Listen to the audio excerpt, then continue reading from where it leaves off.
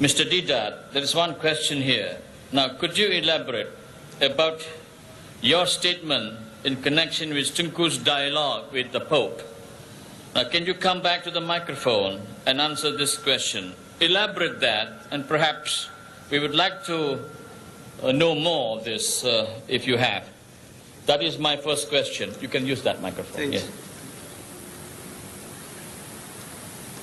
You see, when I came to this beautiful country of yours in 1984, I met the Tunku. And he asked me, Ahmad, that's my name, he says, this dialogue of yours with the Pope, what happened? I says, no dialogue took place. You wanted to know why? I says, no, His Holiness didn't mean the dialogue in the sense which the Quran speaks. The Quran, Allah Ta'ala wants us to have a dialogue with Him, with the Christians. Ta'ala, come, talk about Allah's unity. He is the one and only Allah that there is. This is what Allah wants us to talk. That we don't associate partners with Him. Talk about that.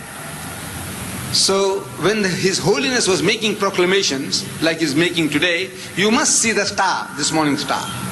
He wants to have a dialogue with the Muslims. So after many years of waiting, I wrote to His Holiness that I am prepared to come over to the Vatican and have a dialogue with His Holiness. Because the Bible says have a dialogue and the Quran says we must have a dialogue. So there was no reply. So I sent him another letter, there was no reply. So I sent him a telegram. His Holiness the Pope, I sent him a telegram. So I get a response telling me that he's prepared to receive me in private, in his secretariat. So I wrote back asking him, how big is your secretariat? Because this is not a private matter. A dialogue with the Muslims is not a private matter between Ahmad Deedat and the Pope, that I go and enjoy a cup of tea with him and have a nice good time, and he gives me a gilt-edged Bible as a present, and I come and tell the people, I says, you know, I went to the Pope and he gave me tea and he kissed my hands.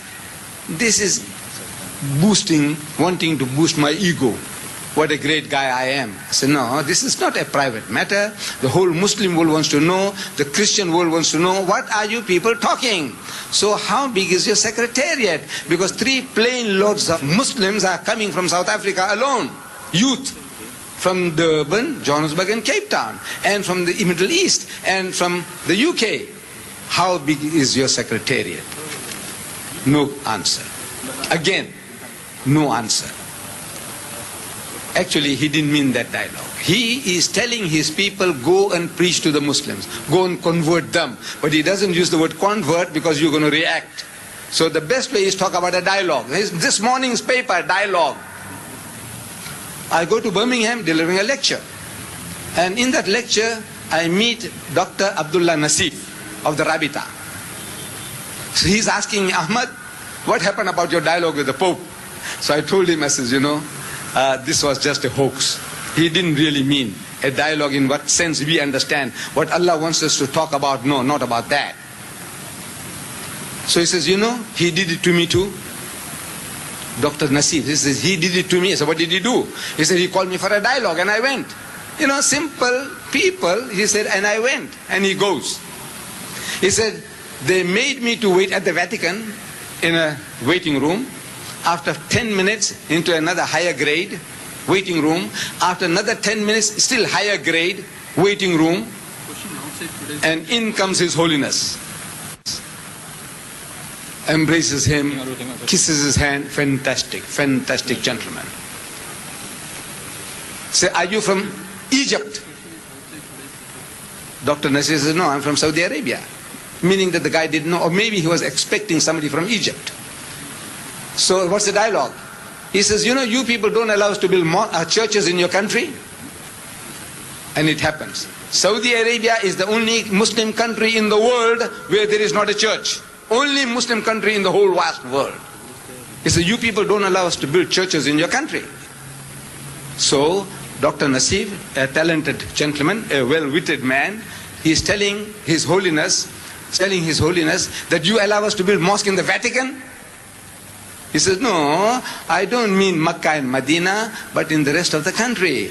So Dr. Nasir said, look, to us, the whole of Saudi Arabia is our Vatican. If your Vatican is 10 square miles or 100 square miles, whole of Saudi Arabia is our Vatican, is a holy land for us. Then when I come to your country here, Tunku Abdul Rahman, he is asking me the same question, and I told him, so he says, Ahmad, the guy did it to me too. I said, what did he do? He said, he called me for a dialogue, and I went. When I was around Egypt, he says, I went to the Vatican, to Italy, to the Vatican, and they received me well. Same treatment. First grade of waiting room, second grade higher up, third grade, and in comes the Pope. Charming, charming, kissing your hand, anything he will do. And the dialogue starts. What dialogue?